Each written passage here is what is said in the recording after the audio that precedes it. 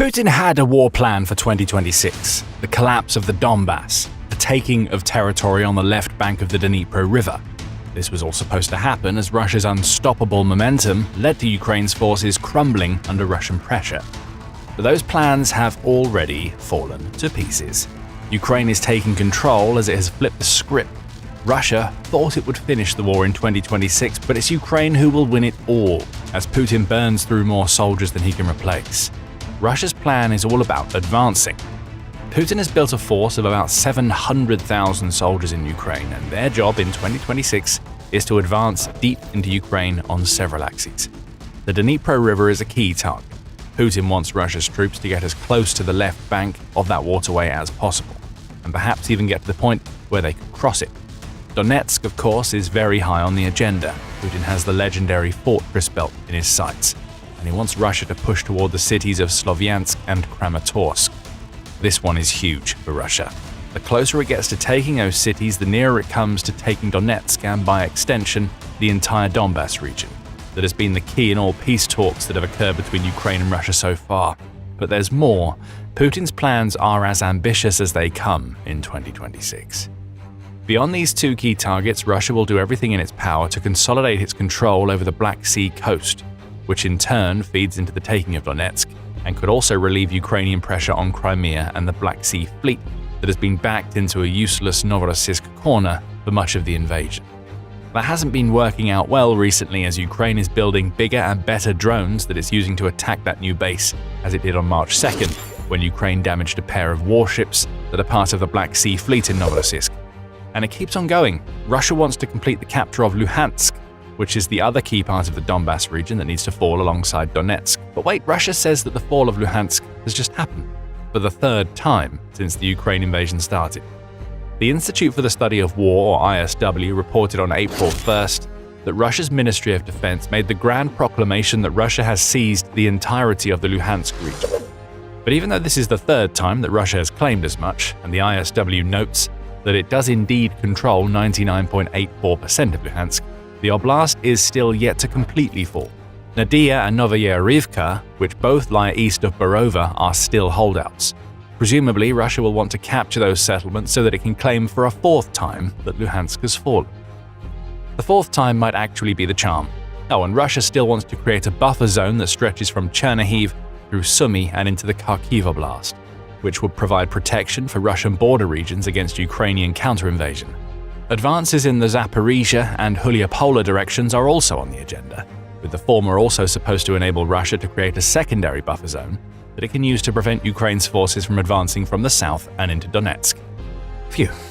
Those are some very grand plans, and they'll require every scrap of manpower that Russia has to pull off. Putin is as ambitious as he has been since the very beginning of the so-called special military operation. Russia has already launched the spring offensive that will feed into the summer and then into the fall, which is supposed to achieve all of these objectives. But the real problem is this: that operation failed to take Kyiv, and these latest plans are also falling apart before Russia even gets a chance to execute them. Something has changed for Russia. As it tries to present itself as an all-conquering force on the battlefield, what we're actually seeing is a complete switch in momentum. Putin might have the plans, but Ukraine has the advantage. Russia's script has been flipped and torn apart by Ukraine. What is supposed to be a war-ending 2026 for Putin is being transformed into the year where Russia will suffer its most embarrassing humiliations on the battlefield that it's seen so far. And the reason why comes down to the fact that Ukraine has a plan of its own to counter everything that Russia is doing, while simultaneously setting the stage for a comeback that will see it liberate territory even as Russia attempts its advances. That plan can be summed up in 4 words: exhaust, hold, build, and strike. That's according to the Ukrainian Armed Forces Commander-in-Chief Oleksandr Syrskyi, who spoke to ICTV on Russia to detail Ukraine's counterplan. 2026 will see Ukraine do everything that it can to hold the territory that Russia intends to assault, which is the most obvious portion of the plan.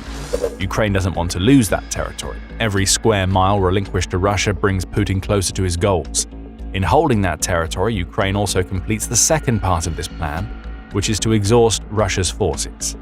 Again, the logic is clear.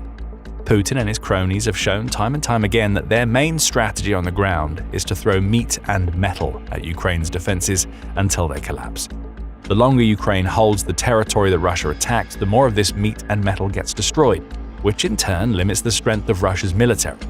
Long-range strikes add to this second part of the Ukrainian strategy as they shatter the Russian war machine from the inside. However, it's parts 3 and 4 of Ukraine's strategy that change the game for Ukraine. The country plans to build strong reserves as its military holds positions. And as you'll discover soon, those reserves amount to more than building a large army of soldiers. Then there is the strike portion. Siersky says that Ukraine is going to strike wherever Russia is weakest, no matter where it is on the front lines.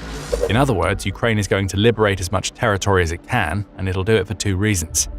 First, territory liberation puts the wind of the Ukraine war firmly behind Ukraine's sails, as Siersky himself points out when he states, "Right now the enemy is playing by our rules. That is, they are forced to adapt and concentrate their efforts where we are advancing." And that clues you into the second reason, is that the territory that Ukraine retakes is more territory than it can hold, which disrupts Putin's war plans and forces Russia to dedicate forces to unexpected areas of the front. That in turn weakens the Russian offensive that is supposed to achieve the grand goals that Putin has laid out. So we have 2 countries with 2 very different plans. And here's where it gets painful for Putin. Russia's plan has been a whole lot of talk, followed by the complete destruction of every early effort to turn that plan into something practical. As for Ukraine's plan, it's already been executed, and we can see that all over the battlefield as we speak. Let's start with the most interesting part of Ukraine's 4-pronged approach, which is the intention to strike wherever Russia is weakest. Ukraine has been putting that particular part of its plan into action since late January, when SpaceX finally eliminated Russia's ability to access Starlink via illicit terminals. That single decision caused a communication breakdown in the Russian military that would have made Led Zeppelin proud, and it led to massive pockets of weakness opening up in Ukraine's south, where Russian infiltrators had tenuous holds on territory taken throughout the latter portion of 2025. Ukraine has struck hard and fast, making impressive gains as it liberates swathes of territory and multiple settlements from under Russia's nose. UKR Inform reports that Siersky said on March 31st that Ukraine has liberated over 480 square kilometers, or 185 square miles of its territory in the Oleksandrivka direction since it began its strike campaign earlier in 2026. That adds to 430 square kilometers or 166 square miles that Ukraine reclaimed in the Dobropilya counteroffensive that came earlier, as well as Ukraine's retaking of Kupiansk, which has seen the city fall completely out of Russian hands.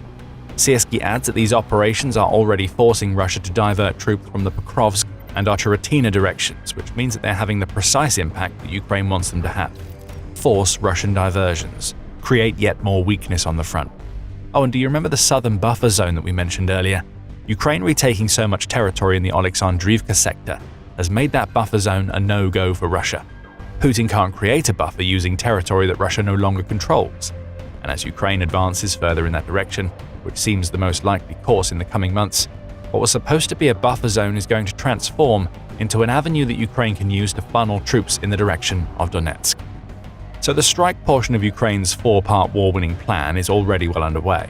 And remember, every scrap of territory that Ukraine retakes becomes territory that it can hold, which in turn makes it territory that Ukraine can use to exhaust Russia's forces. And speaking of holding, Ukraine is doing a great job of that too. Before we get deeper into that, this is why we make the military show, to explain how power really moves on the battlefield. If you want to see more, make sure that you subscribe to the channel so you never miss a video. Now, holding territory. Ukraine has been doing plenty of that since Russia launched its spring offensive earlier in March. According to Euromaidan Press, Ukraine has successfully disrupted and, for the most part, blocked a 13-pronged Russian offensive that focuses on all of the locations we mentioned. There are individual examples of Ukraine's success, such as what the country's Ronini Battalion, which is part of Ukraine's 65th Separate Mechanized Brigade, achieved on March 28. Russia attempted to launch an armored assault near the settlement of Robotyne, which is in Zaporizhia, on that date. The result was complete failure for Russia, as Ukraine's drone operators destroyed all 10 of the armored vehicles that Russia dedicated to the assault. This is a story that's playing out all over the front lines as Russia tries to throw more meat and metal at Ukraine. Medusa highlighted as much in an April 1st analysis, where it noted that there is currently something of a lull across the front lines, even as Russia tries to scale up the number of its assaults. The counteroffensive that led to Ukraine reclaiming so much territory means that attempted Russian advances along the Kharkiv, Zaporizhia, and Dnipropetrovsk axes have all been stopped in their tracks. Ukraine still holds the outskirts of Konstantinivka, which is where the city's high-rise buildings are located. This is setting the stage for a brutal attritional battle that will see Putin's forces lose thousands as they try to take the city. Ukraine reports that the situation has stabilized in the Slovyansk direction, and that Ukraine has even managed to retake part of the village of Minkivka in another successful counterattack. And in the Orikhiv and Hulyapola directions, yet more Ukrainian counterattacks have slowed Russian advances to a crawl. What we're seeing here is Russia trying and failing to advance on key settlements. It's not even trying to take those settlements directly right now. It's attempting to capture territory around them to set up for a deeper offensive, but Ukraine is still holding even against those efforts. That's all feeding into the exhaustion part of Ukraine's plan. Before we cover that, there's the building aspect to focus on. Ukraine says that it wants to build reserves. As we've already said, that means more than just collecting manpower. Ukraine suffered through a terrible winter as Russia bombarded its energy infrastructure with drone and missile strikes that were designed to inflict as much terror on Ukraine's civilians as possible. Blackouts and loss of heating were common throughout Ukraine during much of the winter of 2025 into 26, and Ukraine is going to do everything that it can to make sure it's prepared for Russia trying to do the same thing again at the end of 2026. That's according to Reuters, which said on March 30th that Ukraine is building up its gas reserves already for the next winter. It's looking to increase its supply of liquefied natural gas from pipelines in the vertical corridor system that runs through Greece. Diesel fuel imports are already being stepped up as Ukraine stockpiles for what it believes is to come. Reserves come in several forms. This example will be one of the most important for Ukraine as it tries to extend the war long enough to really make its exhaustion strategy pay off. Of course, there are also the types of reserves that most directly impact the Ukrainian armed forces, which is the buildup of manpower that can be sent to the front as and when the need arises. That's one aspect of Ukraine's plan that is quite difficult to pull off. As far back as August 2025, Syrskyi said that Ukraine was focusing on building combat-ready reserves. Fast forward to now, and Syrskyi says that personnel are still the main priority for Ukraine. Mobilization is in force in Ukraine, and Syrskyi says that he rates the efforts that Ukraine has implemented so far as a 6 or 7 out of 10, which implies that Ukraine could do better.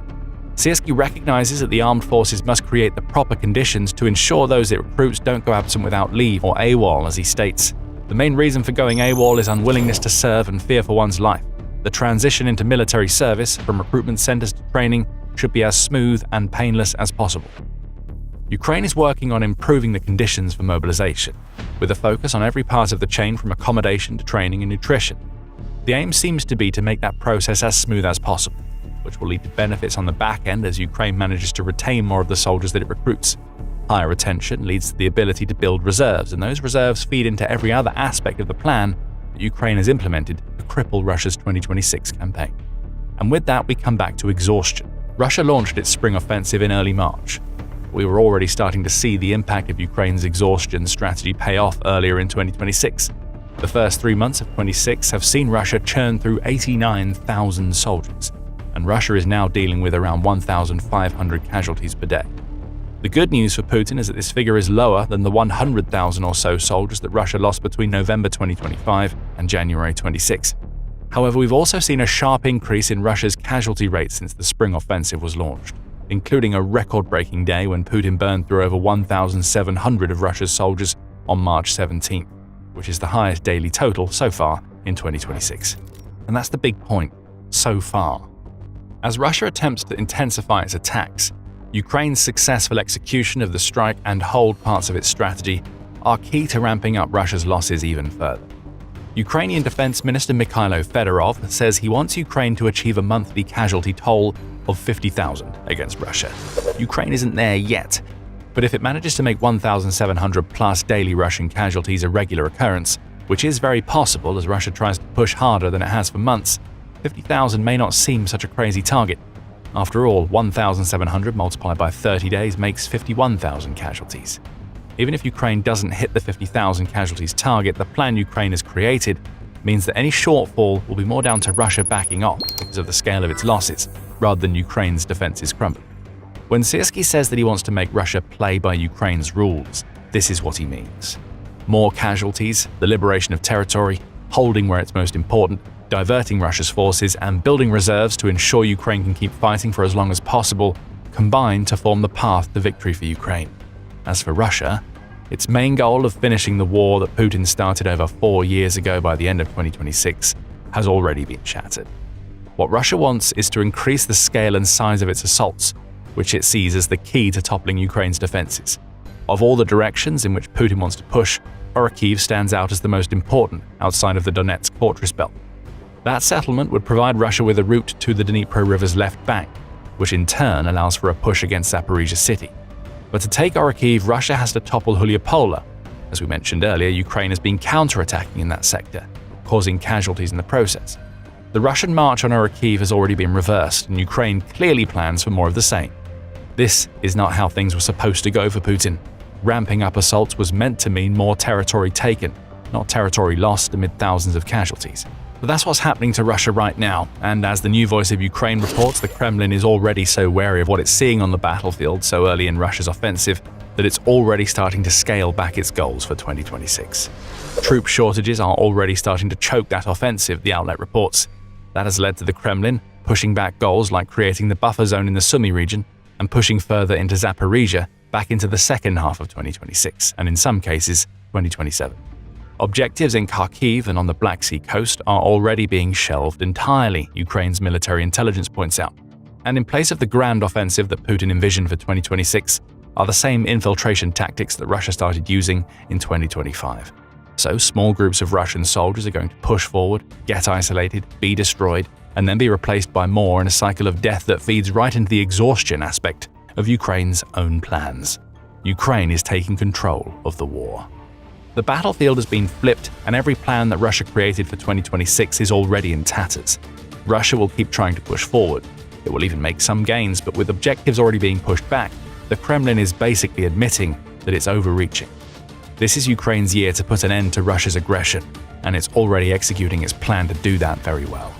The Ukrainian offensive in the south is one of the pillars of everything that we see right now, as it steamrolled Russia's forces. Putin never expected it. He didn't know how to deal with it. And you can learn all about what Ukraine pulled off in the south if you watch our video. And if you enjoyed this video, make sure that you subscribe to The Military Show to see more of our coverage of the battlefield dynamics in Ukraine. And thank you for watching.